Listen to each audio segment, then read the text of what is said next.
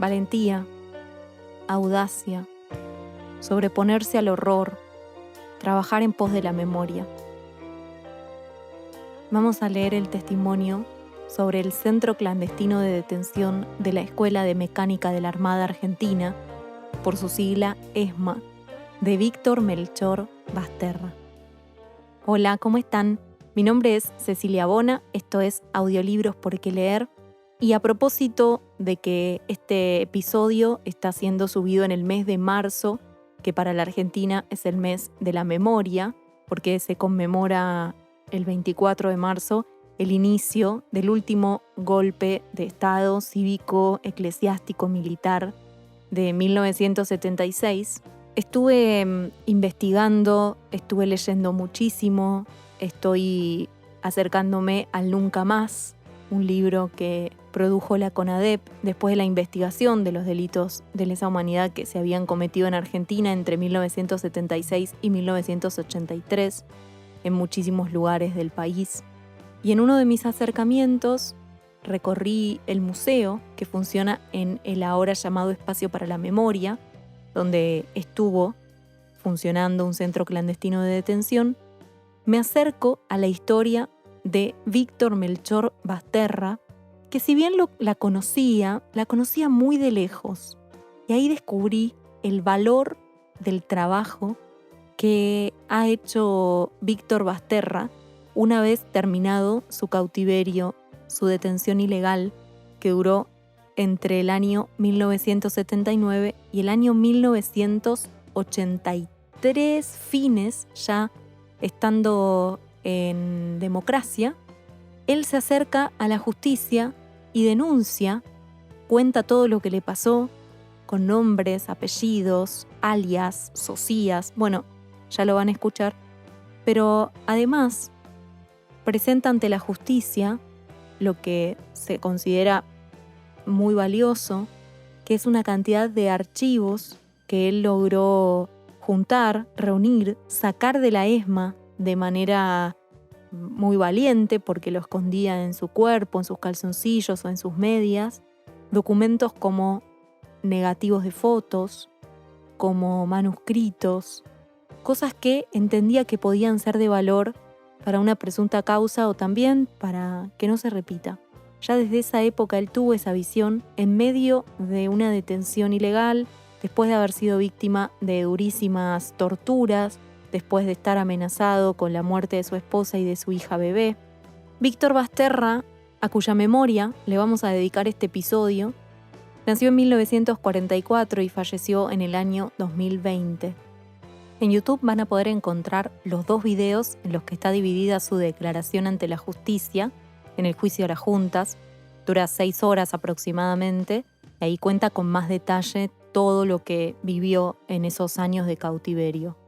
Acá está resumido, pero el valor patrimonial para la memoria que tiene este testimonio, que fue recogido por el Centro de Estudios Legales y Sociales, o CELS, y es de ese archivo que lo estoy leyendo y gracias a la autorización que me dio el CELS para incorporarlo a esta lista, que llega hoy a este podcast, que si bien no es su función más común leer este tipo de documentos, sí me parece que es un valor adicional para aquellas personas que quizás quieran acceder a él y no lo conocían o tal vez no habían podido acceder hasta el momento. Sí les advierto que por ahí, por momentos, puede ser un poco crudo e incluso por momentos puede ser un poco tedioso, sobre todo cuando aparecen nombres. Recuerden que esto es parte de un testimonio de una persona que está acercando su vivencia a un juzgado, con lo cual puede ser no tan cómodo de escuchar, sobre todo algunas partes. Pero van a tener el relato de primera mano de una persona que vivió, padeció, superó y contó lo ocurrido en la ex Escuela de Mecánica de la Armada. Vamos a la lectura.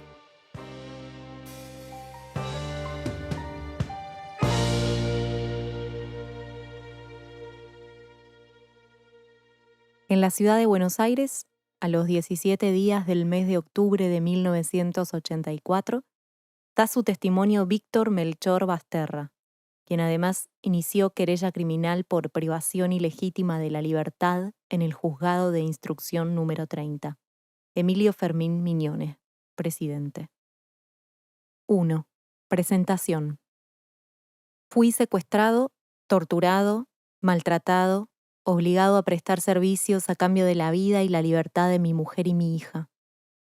Fui humillado durante 4 años y medio, sistemáticamente. No fue casual.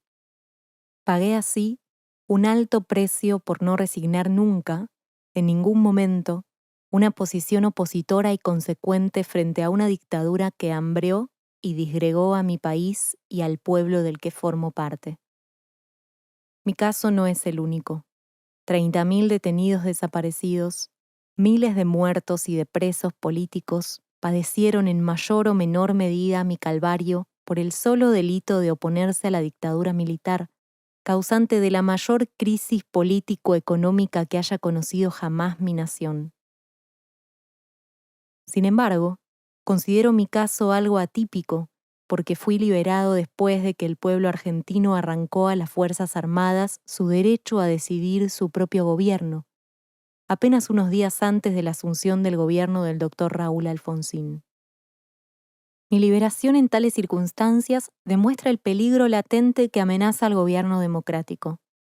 El poder represivo de las Fuerzas Armadas y de Seguridad quedó intacto cuando yo abandoné la Escuela de Mecánica de la Armada.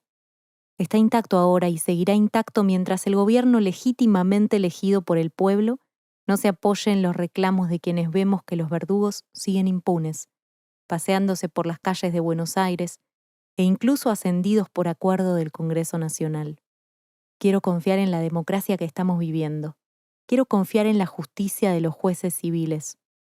De lo que no tengo ninguna duda es que confío en la memoria colectiva de un pueblo que ha vivido en toda su dimensión el horror y el miedo provocado, de un pueblo que en definitiva, a la larga o a la corta, logrará su destino de justicia y de solidaridad. Los últimos 4 años de mi vida están condensados en las páginas siguientes. 2. El secuestro. El día 10 de agosto de 1979, pasado el mediodía, alrededor de la 1 o 1:30 de la tarde, un grupo de hombres armados y vestidos con ropas civiles irrumpe en mi domicilio de la calle Tuyú, 1244, en Valentín Alsina, provincia de Buenos Aires. Entraron por las terrazas de las casas vecinas y luego de amenazarnos, mi señora pudo preparar un bolso con ropa y otros elementos para el cuidado de nuestra hija, María Eva. Entraron por las terrazas de las casas vecinas y luego de amenazarnos, mi señora pudo preparar un bolso con ropa y otros elementos para el cuidado de nuestra hija, María Eva, que tenía entonces 2 meses y 10 días de edad. Nos esposaron y se llevaron en un automóvil a mi esposa y la nena. Instantes después que se las llevaron, comenzaron a golpearme y maltratarme, especialmente en la zona inguinal, debido a que inmediatamente se enteraron que me estaba recuperando de una operación de hernia que me había efectuado 2 semanas atrás. Estando ya detenido en un centro ilegal de detención, pude averiguar que el operativo de mi secuestro había sido dirigido por el entonces teniente de navío Donda, que se hacía llamar Jerónimo o Palito, secundado por el entonces teniente de navío Fernando Pellón, alias Gerardo Ojiva. Este último fue quien comenzó con los golpes. Finalmente me hicieron vestir y me condujeron a otro vehículo estacionado frente a mi domicilio. Me taparon la cabeza con un sobretodo, y más o menos a mitad de camino me pusieron una capucha. Recuerdo que recorrimos un trayecto largo. 3. Llegada a la escuela de suboficiales de mecánica de la Armada. Cuando el coche se detuvo, me sacan y me hacen descender por una escalera. Me entran a una habitación que llamaban huevera, que era la sala de torturas, y la llamaban así porque estaba toda forrada con envases de huevos. Me ordenaron que me desnudara y luego de atarme los tobillos y las muñecas a ambos extremos de una cama sobre la que había un colchón de goma espuma, me ataron un cablecito a un dedo del pie derecho y comenzaron a picanearme y a golpearme. Fui torturado permanentemente, salvo en momentos en que era llevado al baño, hasta aproximadamente las 11 de la mañana del día siguiente. Durante las sesiones de tortura tuve 2 paros cardíacos, producidos por el paso de corriente eléctrica en mi cuerpo. En el primer paro cardíaco me atendió un médico, al que solo escuché hablar. Más tarde pude reconocerlo como Jorge Vázquez, un detenido que había sido secuestrado en Córdoba y al que decían caballo loco. Este médico autorizó seguir adelante con la tortura. A raíz del segundo paro cardíaco, fui atendido por un médico del grupo de tareas 3.3, quien aconsejó seguir adelante con la tortura pero con prudencia. Pude identificar durante los 4 años de cautiverio en la ESMA a algunos de los oficiales y personal militar que participaron en mi tortura: el capitán de fragata Luis de Imperio, alias Abdala, el oficial de prefectura marítima Fabre, alias Gordo Daniel, un miembro de la Policía Federal, a quien llamaban Colores, y a un cabo primero de la Armada cuyo alias era Lindoro, quien me golpeó salvajemente en varias oportunidades. Cuando decidieron parar con estas sesiones, me llevaron a un lugar en el tercer piso del mismo edificio al que llamaban Capucha. Esta era la zona en la que permanecían los detenidos, y efectivamente pude constatar la presencia de otras personas en condiciones semejantes a las mías. Mientras tanto, mi señora también había sido torturada, aunque con menos intensidad, y la beba se la habían dejado a una mujer que estaba allí prisionera, a la que le decían Betty. Recién pude verlas al cabo de 4 días. El lunes a la noche me bajaron de Capucha y allí mi señora me comunica que serían liberadas. Eso se cumplió, y alrededor de la medianoche, mi señora y mi hija fueron llevadas a la ciudad de La Plata y dejadas en libertad. 4. Régimen carcelario. Una vez instalado en Capucha, fui sometido al régimen de vida diario habitual en ese centro clandestino de detención. Todos los detenidos nos encontrábamos esposados, con grillos atados en los tobillos y una capucha puesta sobre la cabeza. Durante los primeros 15 días de permanencia en este sector, solo pude levantarme la capucha cuando era llevado al baño. Capucha estaba ubicada en el tercer piso del edificio donde funcionaba el centro de detención. Era un altillo que tenía el techo a 2 aguas y nuestro sector estaba separado de otras dependencias por una puerta que estaba siempre abierta y era cuidada por un guardia. Los turnos de los guardias eran de 6 horas. Vestían ropa verde y por tal motivo se los llamaba los verdes. Los guardias encargados de llevarnos al baño y alcanzarnos la comida eran denominados Pablitos. Estos eran controlados por los Pablos, que eran 4. Algunos guardias nos permitían levantarnos la capucha, vernos las caras, conocernos entre los prisioneros, conversar un poco y verificar el lugar físico donde estábamos. Esto violaba las reglamentaciones de trato con los prisioneros, ya que lo más frecuente y permitido era el maltrato y los golpes sin motivo. Permanecimos en Capucha todos acostados y separados entre nosotros por tabiques bajos de madera aglomerada que terminaba en forma de T para acentuar más el aislamiento y limitar al máximo la visión. Estábamos permanentemente vigilados por los guardias o pablos, quienes a veces, recorriendo el pasillo que quedaba entre las 2 filas de detenidos enfrentados, nos pateaban la cabeza, que siempre quedaba del lado del pasillo, e incluso se subían arriba de nuestros cuerpos y nos saltaban encima. Había música durante todo el día y toda la noche.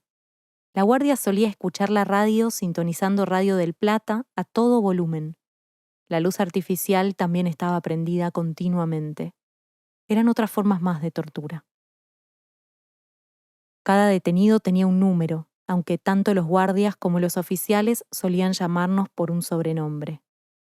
En ese momento éramos las siguientes personas: Josefina Villaflor, Elsa Martínez, la tía Irene, Paula, Kuki, Juan Carlos Anzorena, José Hassan, Enrique Ardetti, Juan Carlos Chiaravale, Fernando Broski, Pablo Lepiscopo, Tata, Anteojito y yo. todos permanecíamos recluidos en capucha. Con este grupo se encontraba un detenido más antiguo, a quien le decían el Topo. Él fue el primero en informarnos que estábamos en la escuela de suboficiales de mecánica de la Armada, dato que yo confirmé después por mis propios medios. El Topo había sido detenido en noviembre de 1978, en las inmediaciones del cruce de Avenida del Trabajo y Varela, en la capital federal. Era el único en capucha que tenía cama y su comida era algo mejor que la que consumía el resto de los prisioneros. Aunque engrillado y encapuchado, el Topo no se encontraba esposado, privilegio que le concedía ser el más antiguo del lugar. 5. Preparativos ante la visita de la Comisión Interamericana de Derechos Humanos de la Organización de Estados Americanos. Aproximadamente el 2 de septiembre de 1979, fui llevado a la oficina de inteligencia a hablar por teléfono con mi madrina. Con anterioridad, se me advirtió lo que debía decir, amenazándoseme en caso de no cumplir la exigencia. Anunciaba así a mi familia que estaba bien y que no tendrían noticias mías durante un mes, por lo cual no debían alarmarse. Este mismo procedimiento realizaron con la mayoría de los detenidos.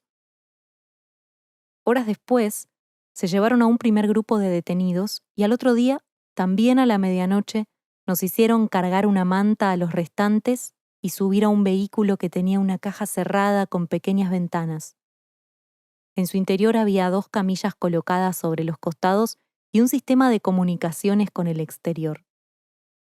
Todo el interior estaba forrado con paneles acústicos.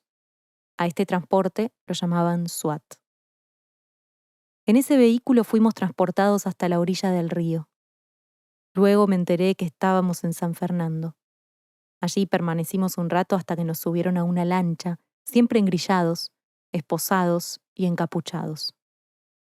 El jefe de este operativo de traslado fue un capitán de corbeta llamado El Chino, posiblemente de apellido Sosa. Realizamos un viaje de más de 3 horas, durante el cual fuimos muy golpeados e insultados. Pienso que era una lancha abierta porque estuvimos durante todo el viaje cubiertos con una lona. Llegamos por fin a lo que parecía una isla del delta, donde nos alojaron en la parte inferior de una casa. Allí estaban los restantes prisioneros y el pelado, un recién detenido. Nos hicieron acostar sobre unas colchonetas húmedas, exigiéndonos total silencio. A esta isla no llega el Topo, a pesar de que en la misma estábamos todo el grupo que era alojado en capucha, además de otros detenidos que estaban en una situación mejor que la nuestra. Recalco esta circunstancia porque al Topo nunca más lo vi ni tuve noticias de él, a partir de este traslado temporario fuera de la ESMA.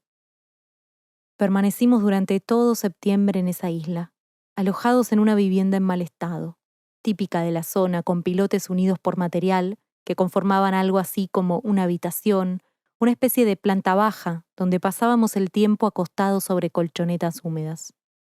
Más adelante trajeron 3 cuchetas para que fueran utilizadas por las mujeres y Chiaravale, que era el de más avanzada edad. El piso era de tierra pisonada, cubierto con un nylon. En la habitación de arriba, de piso de madera, dormían los guardias. La habitación donde estábamos los detenidos carecía de ventilación, lo que unido al hacinamiento y al calor propio de esos días, hacía irrespirable la atmósfera, provocando el desmayo de algunos compañeros. A un costado de la habitación había un pequeño baño, de donde sacábamos agua cuando la sed se hacía insoportable, pero era agua no potable, lo que me trajo como consecuencia una infección intestinal. Fui sacado una vez para bañarme y llevado a una casa ubicada a unos 200 metros de donde estábamos. Para llegar allí había que cruzar un riacho por un precario puente que consistía en un tronco. En esta casa se alojaban los oficiales del grupo de tareas y algunos detenidos más antiguos y que gozaban de un régimen menos estricto que el nuestro. Entre estos se encontraba la señora Telma Jara de Cabezas, que era quien cocinaba para todos los que estábamos en la isla. Telma había sido secuestrada en abril de 1979 y salvajemente torturada por el teniente Cavallo, alias Marcelo. Supe después que había sido obligada a efectuar un reportaje que fue publicado por la revista femenina Para Ti, en el cual se pretendía transmitir la imagen de que ella estaba en libertad. Tanto nuestro traslado a la isla como el reportaje de Telma se enmarcó en la política comprendida por la Marina Argentina a propósito de la visita de la Comisión Interamericana de Derechos Humanos de la Organización de Estados Americanos, con el objetivo de revertir la deteriorada imagen del gobierno de las Fuerzas Armadas en el exterior. A principios de octubre, nuestros secuestradores consideraron que la comisión no podía hacer más investigaciones y dispusieron, por consiguiente, nuestra partida del lugar. 6. Regreso a la ESMA. Nuevos secuestros. El reingreso de los detenidos que estábamos en Capucha se produjo también en 2 traslados. Yo fui llevado en el segundo de ellos. Ni bien bajamos de la lancha, fuimos duramente golpeados. Este operativo, también nocturno, estuvo a cargo del oficial de prefectura Fabre, alias el Gordo Daniel. Durante el mes de octubre fueron subidos a Capucha nuevos detenidos: Panchito, Gustavo Acuña y María Luján Bertela. A mediados del mismo mes traen un nuevo grupo de secuestrados, integrado por más o menos 5 o 7 personas. Permanecieron alejados del resto y fueron sacados de allí al cabo de pocos días. Creo que integraba este último grupo de secuestrados una mujer que estaba amamantando a un bebé. Después de que fueron sacados de Capucha, nunca más tuvimos noticias de ellos. 7. Cambios en la situación de los detenidos. En el mes de noviembre de 1979 son liberados Panchito y María Luján Bertela. A su vez, varios de los secuestrados en Capucha obtienen permiso para comunicarse telefónicamente con sus familiares. El 21 de diciembre pude efectuar el segundo contacto telefónico con mi familia. Unos 3 o 4 días antes me habían sacado de Capucha y llevado al sector 4 para escribir mi historia personal y política. Para hacerlo, fui conducido al subsuelo, al lugar llamado Huevera. Este había sido dividido con mamparas en 4 sectores. En cada uno de estos sectores estaba trabajando un detenido. En uno de ellos estaba Quique Quinteros, en otro Rolo Miño, en el tercero Hugo Palmeiro y en el último yo. Durante este tiempo era trasladado del sector Capucha alrededor de las 10 de la mañana y llevado a la Huevera, donde me dejaban escribiendo hasta alrededor de las 6 de la tarde, hora en que volví a Capucha, ubicada en el tercer piso. Allí volvían a colocarme los grilletes en los pies, pero ya no las esposas. Para entonces, a excepción de Hugo Palmeiro, quien había sido secuestrado en noviembre de 1979, ninguno de los prisioneros recluidos en Capucha era esposado. Todos seguíamos encapuchados y con grilletes en los tobillos. Estas pequeñas modificaciones en el régimen de vida interno formaban parte de lo que los captores llamaban proceso de recuperación, que pretendía lograr del secuestrado, a partir del horror cotidiano que vivía y especulando con el derecho de vida y muerte que tenían sobre nosotros, la aceptación de estas situaciones, nuestro arrepentimiento por la actividad política que desarrollábamos y nuestra conformidad con el nuevo orden que ellos nos imponían, basado, entre otras cosas, en el esfuerzo individual y el reconocimiento de una rigurosa jerarquía. 8. Las fiestas de Navidad y Año Nuevo de diciembre de 1979. Durante estas fiestas nos reunieron a casi todos los detenidos recluidos en Capucha y nos trasladaron al sector 4, ubicado en el subsuelo. Por primera vez vi que había otros secuestrados con un régimen más benigno y supe que estaban ubicados en otras salas del sector 4 y en el tercer piso, en un lugar al que llamaban pecera, que era una sucesión de pequeñas oficinas, una al lado de la otra, separadas por mamparas que en la parte media y superior tenían un acrílico transparente. Es decir, que al entrar al sector pecera se veía inmediatamente todo lo que pasaba y qué hacía cada persona. Pienso que ese nombre se podría deber a que los detenidos que allí estaban podían verse como peces dentro de una pecera. En las fechas de esas 2 celebraciones nos reunieron a todos los prisioneros y nos ubicaron en una mesa bien servida y nos hicieron compartir un brindis deseándonos unas felices fiestas. Tanto para Navidad como para Año Nuevo se hizo presente un oficial de la Marina, quien por comentarios de otros presos más antiguos en el lugar, supe que era el director de la escuela de mecánica de esos momentos, el capitán de navío Supisiche. Entró y dirigiéndose a todos nosotros dijo: «Señores, buenas noches, les deseo unas felices fiestas». Inmediatamente después se retiró. Me di cuenta que era un oficial de alta graduación aún antes de saber de quién se trataba, por la actitud que asumieron los guardias y demás oficiales allí presentes cuando ingresó el aludido Supisiche. Durante la fiesta de Navidad, ofició como maestro de ceremonias el capitán Luis de Imperio, alias Abdala, secundado por el oficial Cavallo, alias Marcelo. En cambio, durante la fiesta de Año Nuevo, Abdala fue secundado por el subprefecto Jorge Manuel Díaz Smith, alias Luis. Durante esta última reunión también estuvo presente el entonces jefe del grupo de tareas, capitán de fragata o de navío, Horacio Pedro Estrada, alias Humberto. 9. Año 1980. Mi nuevo trabajo. En los primeros días de enero de 1980, y por mi conocimiento del oficio gráfico, me asignaron tareas en el sector documentación que dependía de la división inteligencia. Este sector funcionaba en el subsuelo, en el sector 4. Allí conocí al detenido que realizaba la tarea de documentación en ese momento, Carlos Gregorio Lordki Panizze, a quien decían Víctor.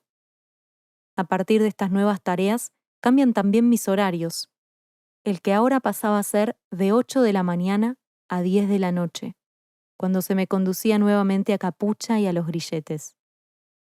Por esa época tomé conocimiento de que entre los secuestrados durante noviembre y diciembre de 1979 se hallaban Ana María Testa, Sara Isabel Ponti y Jorge Alberto Pared, además de los ya nombrados Minio, Quinteros y Palmeiro. Conocí también a una detenida a quien llamaban La Polaca, presumiblemente por tener un apellido de origen polaco, y cuyo lugar de residencia habitual era Mar del Plata. Creo también que su marido había sido asesinado.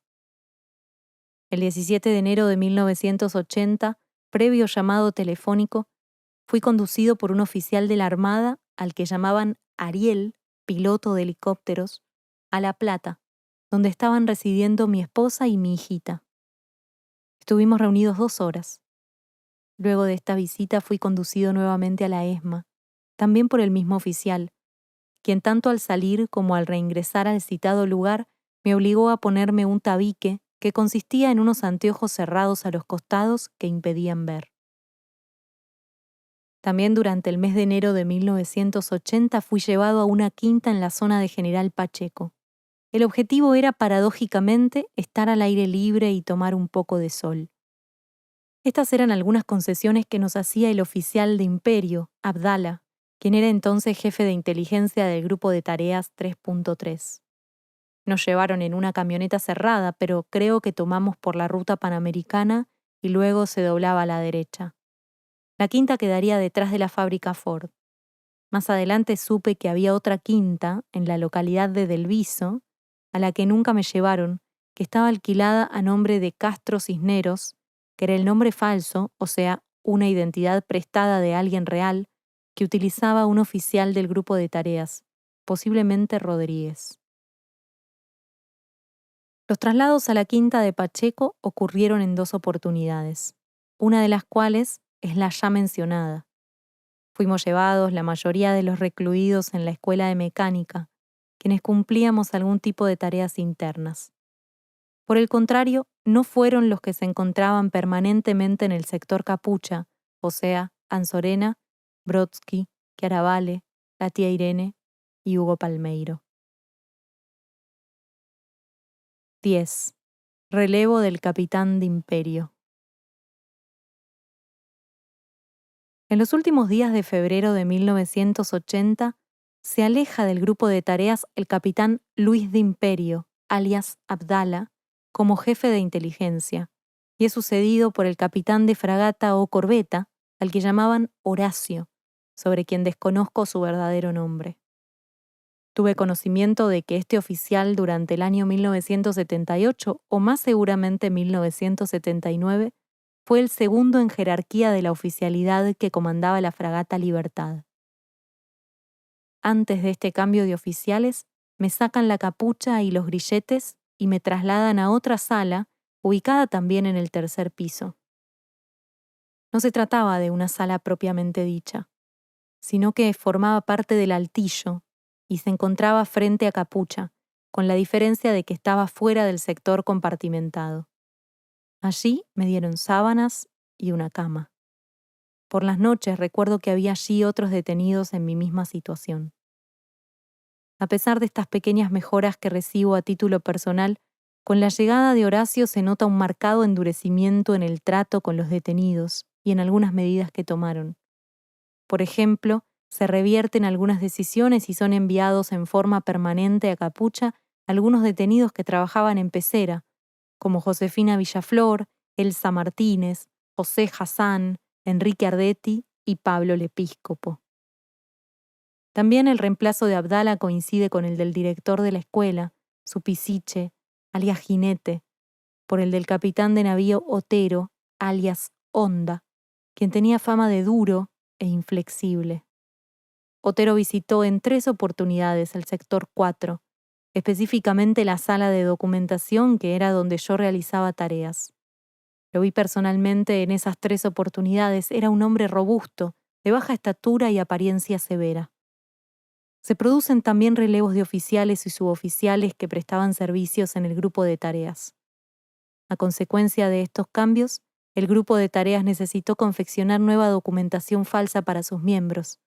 Esta documentación era falsificada en el sector donde estábamos los detenidos Lorqui Panizze, Merialdo y yo. 11. Nuevos secuestros y algunas libertades. Entre el 17 y el 18 de marzo de 1980 son llevados a la ESMA 2 nuevos detenidos desaparecidos, Graciela Alberti y Ricardo Soria. Al salir en libertad me enteré que Ricardo Soria continúa en su calidad de desaparecido y que su madre fue obligada por los miembros del grupo de tareas a vender un departamento de su hijo y entregar el dinero a este mismo grupo. Por otra parte, alrededor de la misma fecha, son puestos en libertad varios detenidos que se hallaban en Pecera y en el sector 4, Osmar Lecumberri, Minio, Barreiro, Strazelli, Carlos Muñoz, Alejandro Firpo, Acuña, Fugman, Oviedo, Testa, Quinteros, Ramírez y Néstor Zurita. Los 2 últimos habían sido detenidos años antes por fuerzas policiales y del ejército, permaneciendo secuestrados en los centros denominados El Banco y El Olimpo, y habían sido traídos a la ESMA a principios de 1979. Con todos los detenidos anteriormente mencionados tuve contacto directo mientras estuvieron en la ESMA. Entre el 20 y el 30 de marzo dejo de ver a Josefina Villaflor, Elsa Martínez, la tía Irene, José Hassan, Enrique Ardetti, Fernando Broski, Pablo Lepíscopo, Juan Carlos Chiaravale, Juan Carlos Anzorena y Hugo Palmeiro. Todas las noches, al dormir frente al sector Capucha, donde estaban alojados los antes mencionados, tenía oportunidad de ver a los prisioneros allí recluidos, cuando, por ejemplo, eran llevados individualmente al baño. En los últimos días del mes de marzo dejamos de verlos y de tener alguna noticia en relación con ellos. Un día un suboficial de apellido García, alias Mingo, muy sobresaltado nos comentó que habían vaciado Capucha. Esta información la fuimos comprobando de la manera relatada los días siguientes. Este hecho me dejó profundamente alarmado, no solo por el hecho de no verlos más, sino porque nunca más tuvimos noticias de ellos. 12. El caso 1205. A los detenidos en la ESMA nos sacaban fotos. Esto se comprueba no solo por el caso mío, sino porque trabajando ya en el sector de documentación, una vez destruyeron una gran cantidad de negativos de personas que presumo eran prisioneros de la Marina. De esa cantidad de negativos, alcancé a quedarme con algunos, cuyas copias se adjuntan en esta presentación. Entre ellos están los de personas conocidas que compartieron mi cautiverio, pero hay 3 personas que no conocí, pero deduzco que en algún momento pasaron por la ESMA. Me consta que la oficina de inteligencia tenía un archivo. Era un sector bastante restringido, siempre cerrado con llave y lleno de ficheros. Estos contenían fichas de gente buscada por la Marina. Fichas de gente que había sido detenida. Una vez vinieron con una carpeta a preguntarme por una persona a la que vinculaban conmigo en cuanto a la actividad política. Yo no lo conocía, pero retuve un número que aparecía iniciando la carpeta, el número 1205. Más tarde, en una oportunidad, pude inmiscuirme en la oficina de inteligencia y ubiqué esa carpeta 1205. Allí estaban guardadas todas las declaraciones individuales de los detenidos que pertenecíamos al peronismo de base. No tengo idea de cómo serían las otras carpetas, pero esta englobaba en un caso a todas las declaraciones de un grupo político determinado. Es más, recuerdo que figuraba el caso de Raimundo Villaflor, hermano de Josefina y esposo de Elsa Martínez, que había sido detenido algunos días antes que yo. Nunca lo vi en la ESMA, si bien sabía por referencias que había estado allí y que probablemente había muerto en la tortura. En esa carpeta figuraba la muerte de Raimundo, con fecha 7 de agosto de 1979. 13. El sector de documentación. Cuando a principios de 1980 soy ubicado en este sector, las tareas que me veo obligado a realizar consistieron en un principio en secundar la labor desarrollada por otro detenido, Carlos Lorqui Panizze, al que llamaban Víctor.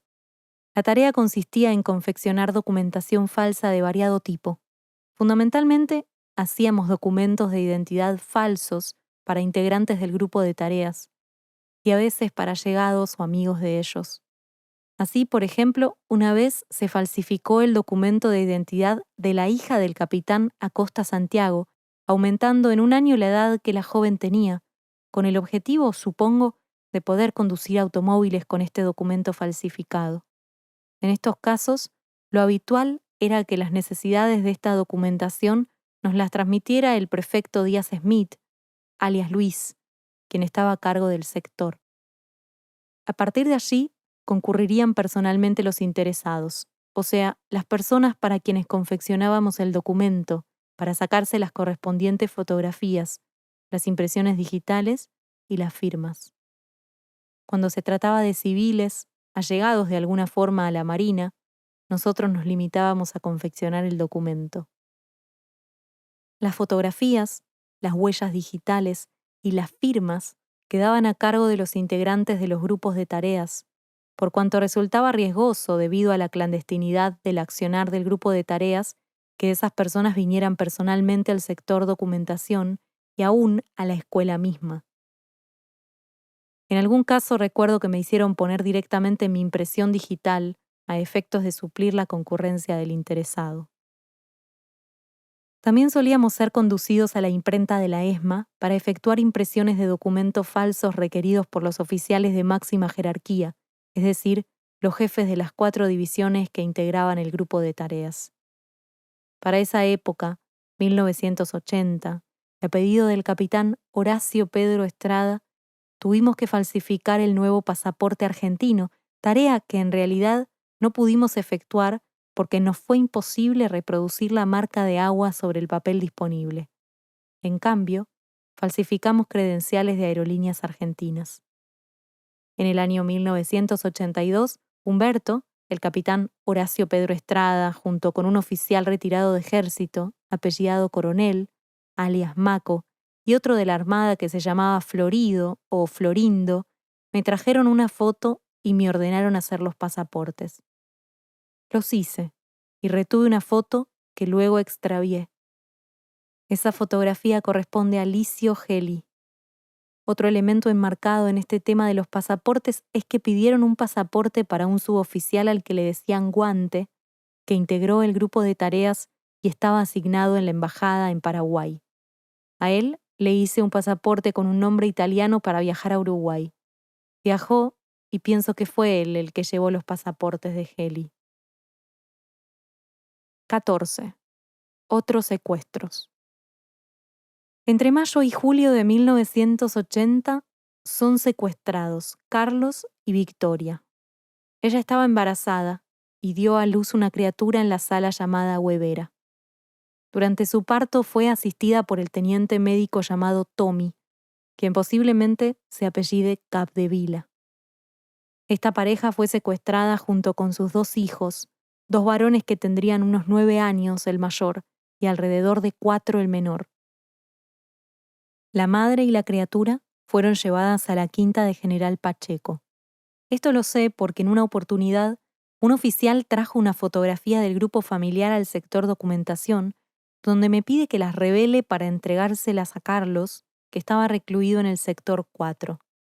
Al ver la fotografía reconocí la quinta de Pacheco, a la cual me habían llevado en 2 oportunidades, tanto a Carlos, por estar recluido en el sector 4, como a Victoria, quien fue varias veces traída desde la quinta. Los vi durante 2 o 3 meses a partir de su secuestro. Luego no supe más nada de ellos.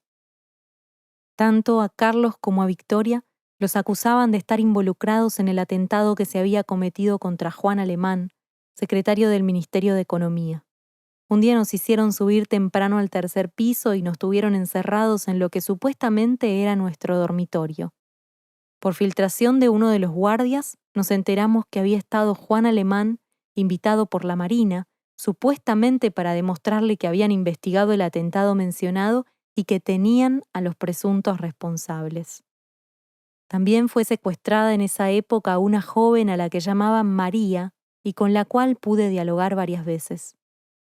Fue recluida en una de las salas del sector 4.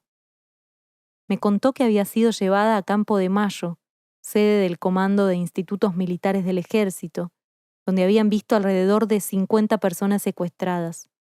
Entre ellas, contaba María, se encontraba una persona a la que le decían Petrus, lo cual me hizo recordar que durante mucho tiempo el personal del grupo de trabajo, cuando nos interrogaba, nos preguntaba si conocíamos al tal Petrus. Mucho después, al ver una planilla con su correspondiente fotografía, observé que el nombre de Petrus era Horacio Domingo Campiglia. En cuanto a María, estuvo en la ESMA alrededor de 2 meses, pasados los cuales no supe más nada de ella.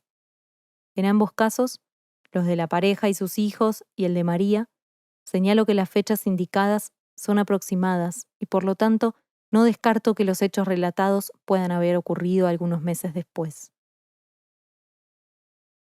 15. Mayor comunicación con mi familia y venta obligada de mi casa. Durante la última semana de marzo me permitieron ver otra vez a mi esposa y a mi hija. En esa oportunidad, el permiso fue de 24 horas. La salida y el reingreso a la ESMA fueron similares a los antes descriptos en la visita anterior, pero esta vez me llevaron en automóvil hasta la estación Constitución y allí me dejaron para que llegara por mis propios medios a La Plata. De regreso debía presentarme al cabo de 24 horas en un bar en la esquina de las calles Ramallo y Cabildo, cosa que, por supuesto, cumplía estrictamente.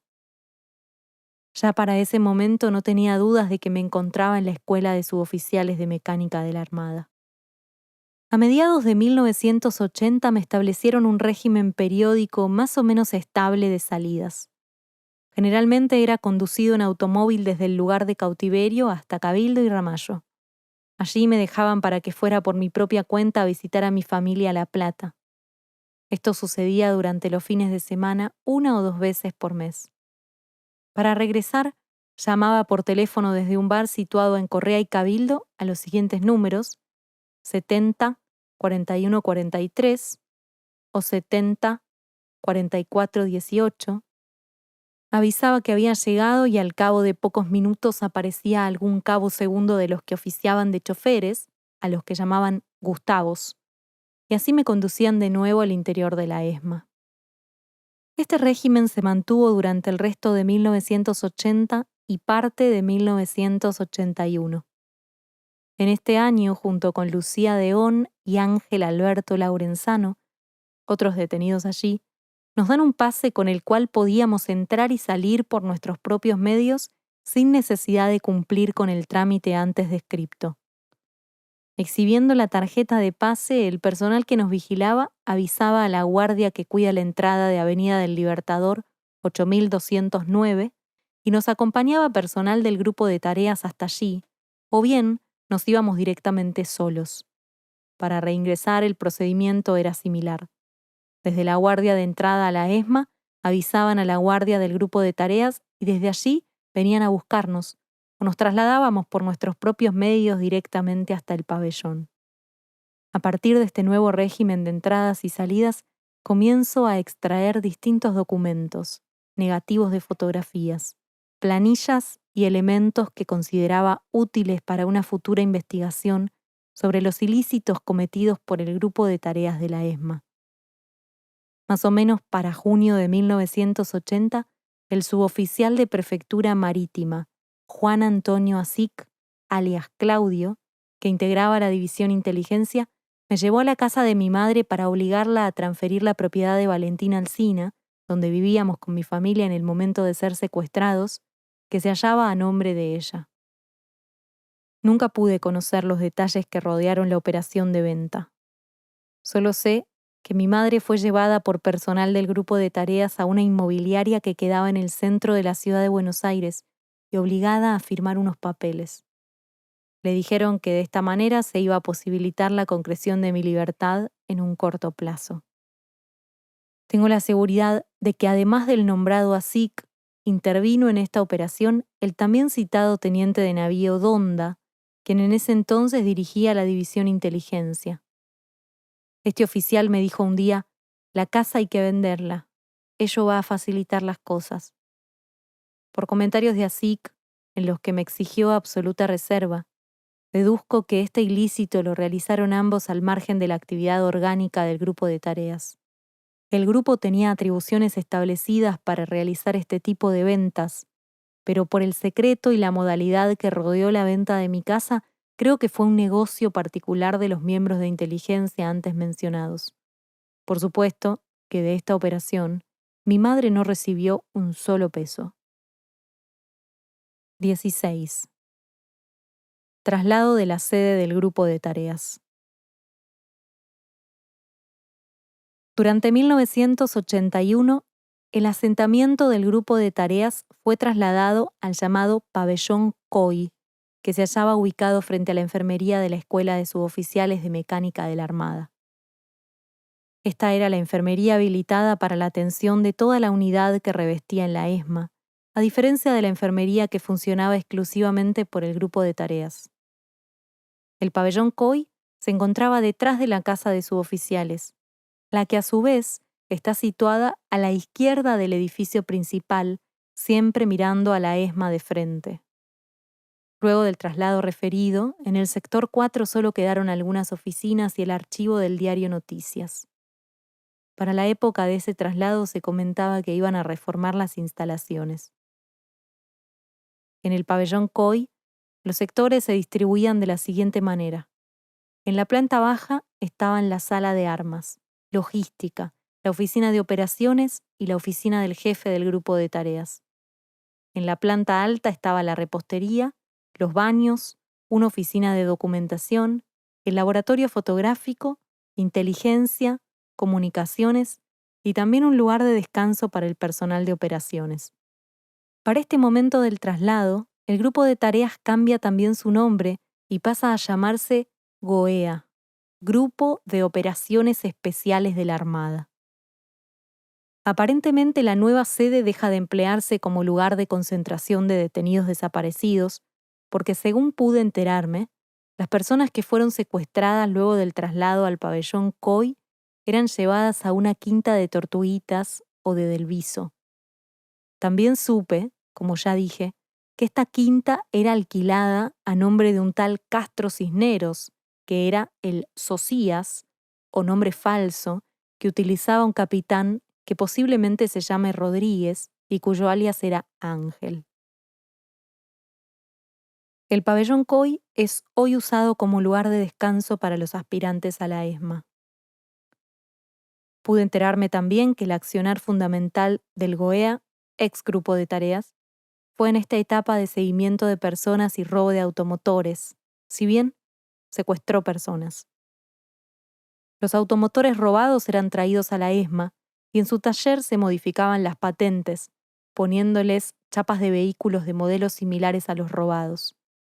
Se les proveía de documentación falsa para el empleo de estos coches robados, tarjetas verdes, boletas de pago de patentes, cuya elaboración habían dejado a mi cargo. El jefe del taller de la ESMA encargado de la tarea de alterar los datos identificatorios de los coches robados era un suboficial mayor retirado de la Armada, cuyo nombre no recuerdo con precisión, pero era similar a Crogini. Para la elaboración de documentación falsa de los propios miembros del grupo de tareas, se buscaba un socias, es decir, una persona real cuya identidad era tomada temporariamente por los oficiales, suboficiales y adscriptos al grupo. Había varios procedimientos para ubicar personas reales cuyas características fueran las apropiadas. Uno de ellos consistía en poner avisos en los diarios invocando una empresa que tomaba personal. Los interesados que escribían enviaban sus datos completos, tanto personales como profesionales. Estos currículums eran chequeados siempre en la Policía Federal para descartar a aquellos de personas que pudieran tener problemas con la justicia. Este control se hacía mediante contactos que tenían los miembros del grupo de tareas con personal de la Policía Federal. Otra de las actividades del GOEA consistía en efectuar controles telefónicos y era desempeñada por un sector denominado CT. El encargado de la tarea era un suboficial llamado Alberto, de apellido Mendoza, y lo secundaban el cabo primero Omar Eizaguirre y algún cabo segundo de comunicaciones. Los dos nombrados anteriormente formaron parte del grupo de tareas desde 1976. La reparación de los equipos electrónicos hasta 1982 fue realizada por un detenido, Mario Villani, y muchas veces venía a colaborar un civil, profesor de electrónica, llamado Carlos Gattoni, alias Gato o Gato Electrónico. Este se jactaba de haber creado una picana eléctrica especial a la que había llamado Carolina. Gattoni también estaba relacionado al grupo de tareas desde sus inicios. Periódicamente era llevado a la imprenta de la ESMA para imprimir documentación, boletas de comercios para justificar gastos, credenciales de migraciones, credenciales periodísticas, de reporteros gráficos, de seguridad federal de la Policía Federal, etc. En esta imprenta conocía parte del personal que allí se desempeñaba. Entre ellos recuerdo al suboficial Gómez, al cabo primero Pérez, a los cabos primeros Rojas, Olmedo, Colqui, al cabo Cruz. Este último había pedido la baja, pero posteriormente volvió a trabajar a la imprenta, integrando el personal civil. Calculo que a principios de 1982 escuché a un ex integrante de la Policía Federal, Claudio Pitana, alias Fafá, afirmar que había dado muerte a una persona llamada Jorge Julio Villar. Pitana integraba los grupos operativos del GOEA y además supe que había participado en el secuestro de los Villaflor. Esto me lo habían comentado las mismas Josefina Villaflor y Elsa Martínez, esposa de Raimundo. 17. Último operativo de secuestro. Para el año 1982, el jefe de operaciones era el capitán de corbeta Fernando Enrique Pellón, alias Gerardo Ojiva. Para ese tiempo, el jefe de documentación, el ya mencionado subprefecto Díaz Smith, me hizo sacarle unas fotografías disfrazado con barba y anteojos. Luego me enteré que se hizo pasar por René Haidar en un viaje que realizó a Uruguay utilizando un pasaporte de Costa Rica que pertenecía a Haidar. Al sacarse la fotografía, Díaz Smith me comentó que la quería para saber si había logrado un parecido con René Haidar. quiero aclarar que más tarde vi a Haidar en el sector 4. En agosto o septiembre de 1982, el GOEA había vuelto a trasladarse a la casa de oficiales. Cuando lo vi a Haidar en este sector 4, caminaba con dificultad y era conducido por los auxiliares de inteligencia, entre los que se encontraba el suboficial Antonio Pereira, alias Leo, que según comentarios de otros guardias, lo había conocido a Haidar cuando prestaba servicios en la base naval de Trelew en 1972. Cabe recordar que René Haidar fue uno de los 3 sobrevivientes de una matanza de presos políticos retenidos como rehenes en esa base durante ese año. Esa matanza, recordada como la masacre de Trelew, fue perpetrada por la Armada Argentina. 18. Nuevo traslado de las instalaciones del GOEA. A mediados de junio de 1983, el GOEA es trasladado al ala izquierda de la Casa de Oficiales, es decir, al sector adyacente a las escuelas Ragio. Anteriormente, entre agosto y septiembre de 1982, ya habían sido trasladados los sectores de control telefónico, documentación e inteligencia. A esta Casa de Oficiales fueron llevadas entonces las oficinas del capitán John, para ese tiempo jefe del GOEA, las del jefe de inteligencia, capitán Donda, y de quien lo sucedió, teniente o capitán Tomás, la oficina del jefe de logística, teniente Bengoechea, y de su reemplazante, teniente Binotti. La oficina del sector logística a cargo del oficial Polchi, alias Cholo, y la oficina de comunicaciones, cuyo encargado era el suboficial Mendoza, alias Alberto. La división inteligencia continuó en el tercer piso de la Casa de Oficiales. En cambio, la parte de operaciones siguió en el pabellón COI. 19. El COPESE. Entre fines de 1982 y principios de 1983, me entero que se forma un organismo interno de la Armada al que denominaban COPESE. Aunque desconozco el significado de la sigla, supe que la tarea era la de acumular y clasificar datos concernientes a la represión. Este organismo funcionó un tiempo en la Casa de Oficiales y luego, según comentarios, me enteré que lo habían trasladado a un edificio recién construido, situado en las inmediaciones del puerto. Estaba integrado por exmiembros del grupo de tareas como el capitán Acosta, alias Tigre, Santiago o Aníbal, el capitán Scheller, alias Mariano, el teniente o capitán González Menotti, alias Luis o Gato, y otros. 19. La libertad controlada. Mi libertad se fue produciendo en forma paulatina. Ya mencioné anteriormente cómo se había ido flexibilizando el régimen al que estaba ilegalmente sometido. De esta manera las visitas a mi familia fueron cada vez más periódicas, así como las posibilidades de dormir en mi casa, si bien debía concurrir todos los días a la ESMA. Mi relación con esta dependía fundamentalmente de las necesidades que tenía el GOES de falsificar documentación o de revelar fotografías, que eran las tareas principales que se me obligaba a realizar.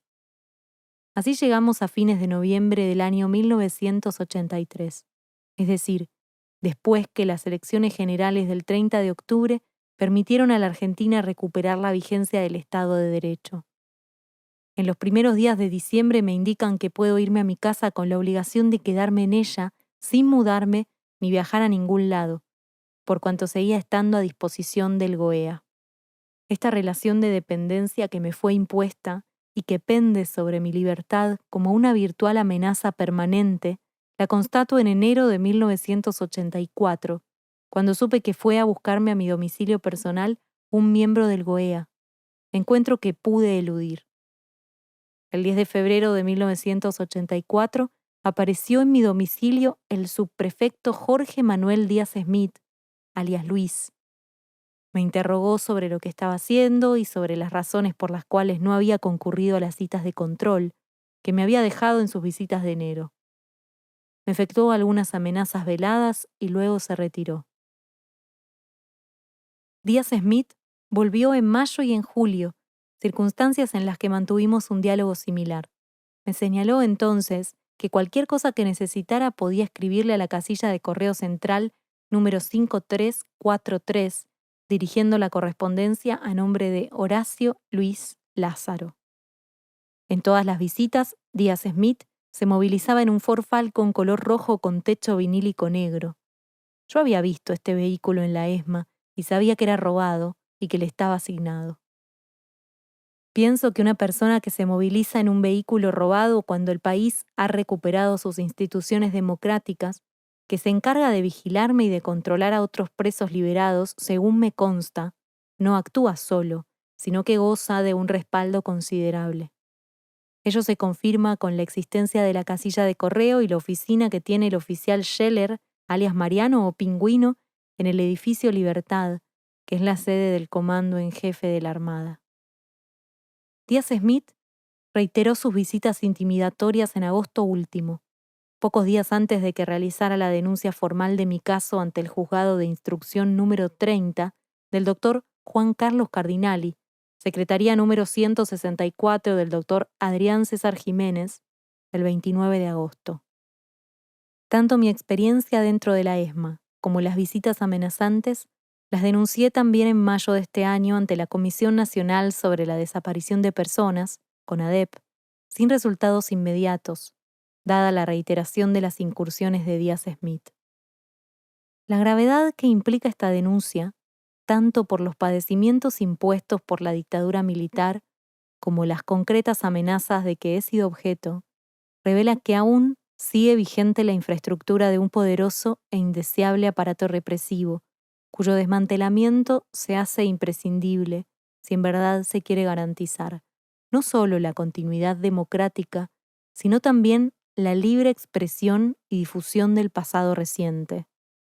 Esto es requisito indispensable para que hechos de esta naturaleza no vuelvan a repetirse en el futuro argentino.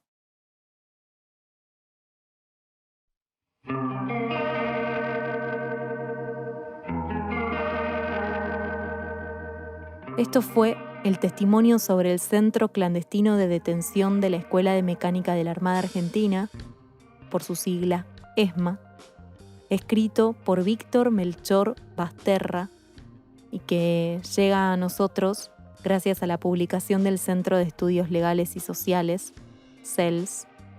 El informe es del año 1984, como han escuchado ya al principio de este texto, de este audio. No hay mucho más que agregar, solo decirles que estoy completamente rendida a los pies de Víctor Basterra, de lo que hizo, su trabajo. Si googlean el informe lo van a encontrar porque está disponible online. Y ahí también al final, que es algo que no pude leer porque por supuesto no tiene ningún sentido, pero van a encontrar la lista de todas las personas que él vio durante su cautiverio, van a encontrar los que él considera que estaban desaparecidos. Hay un montón de datos, nombres y apellidos de los generales y de los oficiales con quien él se cruzaba. Y hacia el final, todas las fotos que él pudo sacar y revelar en las circunstancias en las que fue ocurriendo su cautiverio. Es realmente muy valiente, de verdad. Se jugaba la vida y la vida de su familia, Víctor Basterra, pero entendió que lo hacía por la historia del país. Les cuento que esto se hace gracias al apoyo de muchas personas, así que si ustedes tienen ganas de hacer un aporte económico a Por qué Leer, pueden hacerlo entrando a porqueleer.com/patrociná. Ahí van a encontrar formas de acompañarnos económicamente todos los meses o una vez cada tanto. Chequeen las recompensas también por hacerlo. Quiero agradecerles esa participación porque también por eso podemos seguir haciendo más y mejor nuestro trabajo y ser cada vez más personas, entre otros Dani Fernández, también conocido como DaniRap.f en Instagram, que desde Activando Producciones Proyecto es quien edita este podcast. Ustedes también lo pueden contactar ahí por redes y escribirle para hacerle alguna propuesta de incorporarlo a sus equipos de trabajo relacionados con el mundo auditivo o el mundo audiovisual. Por mi parte los abrazo muy fuerte. Hasta la próxima lectura. Y nunca más.